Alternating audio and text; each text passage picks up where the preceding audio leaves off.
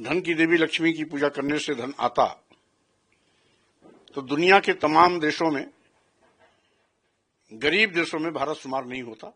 अगर धन की देवी की लक्ष्मी पूजा करने से गरीबी जाती होती तो न 80 करोड़ परिवार 5 करोड़ 10 करोड़ चावल पर जिंदगी बिताता और न करोड़ों नौजवानों को रोजी रोटी के लाले के लिए तरसने पड़ते।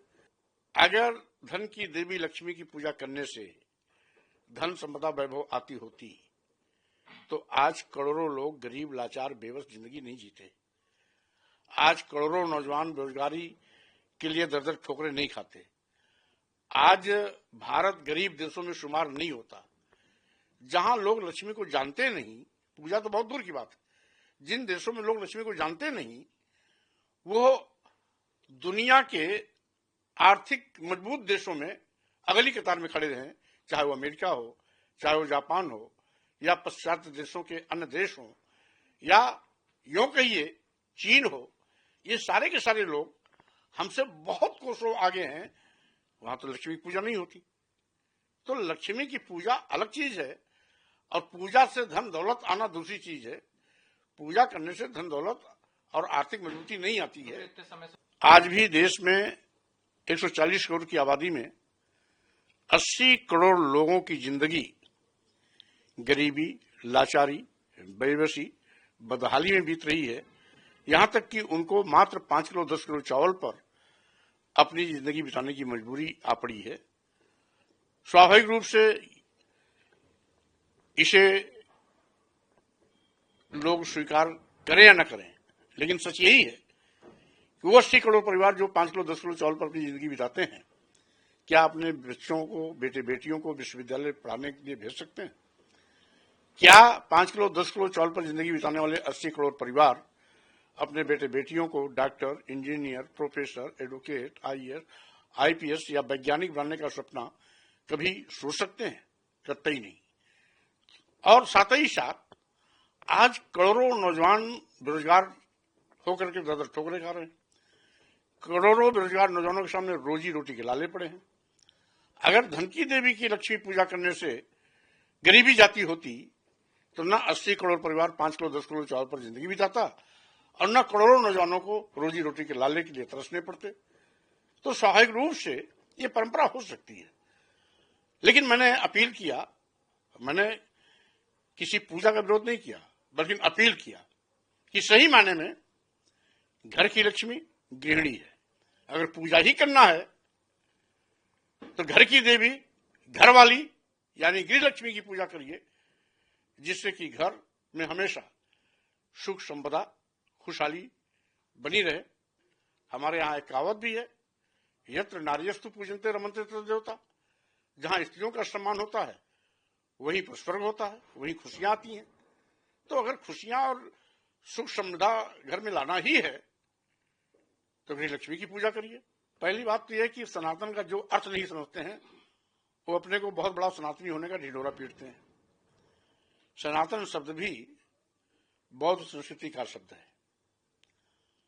तथागत बुद्ध अपने शिष्यों को उपदेश देते वक्त एक ऐसा मौका आया जब उन्होंने कहा, बेरानी बेरानी न संबंधित कदाचनम अबेरेन च सम्मन्ति एष धम्मो सनातना। यानी दुश्मनी से खत्म नहीं होती है, दुश्मनी खत्म करने के लिए मित्रता का हाथ बढ़ाना पड़ता है। यही सनातन धर्म है। सनातन शब्द की उत्पत्ति भी तथागत बुद्ध से आई है। इसलिए जो सनातन का परिभाषा नहीं जानता वो सनातनी हो गया। कल तक हिंदू अपने को कहते थे, आज हिंदू के बजाय सनातनी हो गए। अब उनको तय करना है कि वो हिंदू हैं या सनातनी है। लेकिन मैं तो सबका सम्मान करता हूं, चाहे वो हिंदू हो, चाहे मुस्लिम हो, चाहे सिख हो, चाहे बौद्ध हो, चाहे जैन हो, पारसी हो, सनातनी हो या ना हो, हम तो सबका सम्मान करते हैं। भारतीय संविधान भी हमारा सबका सम्मान करने का पक्षधर है। तो हम, कोई अपने को सनातनी कहता है उसका स्वागत है, कोई अपने को हिंदू कहता है उसका भी स्वागत है, कोई अपने को अलग धर्म से जोड़ के कहता है उसका भी स्वागत है। तो हम तो किसी के विरोधी है ही नहीं। सही बात तो यह है कि दिवाली का मकसद और ऐतिहासिक साक्ष्य कुछ और है। ऐतिहासिक साक्ष्य मिलता है तथागत बुद्ध को ज्ञान प्राप्त होने के बाद पहली बार जब वो अपने राज्य में पहुंचे थे तो वहां के लोगों ने दिया जला के खुशियां मनाई थी। दूसरा एक ऐतिहासिक साक्ष्य है कि राम वनवास के बाद लक्ष्मण सीता सहित जब अयोध्या वापस आए तो अयोध्या वासियों ने दिया जलाकर खुशियां मनाई।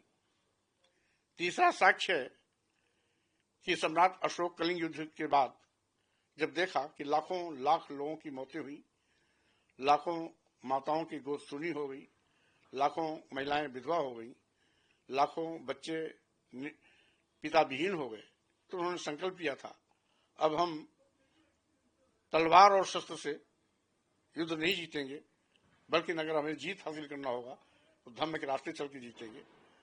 और बुद्धम शरणम के बाद उन्होंने धम्म आधारित शासन शुरू किया तो लोगों ने खुशियां मनाई, दिया जलाई।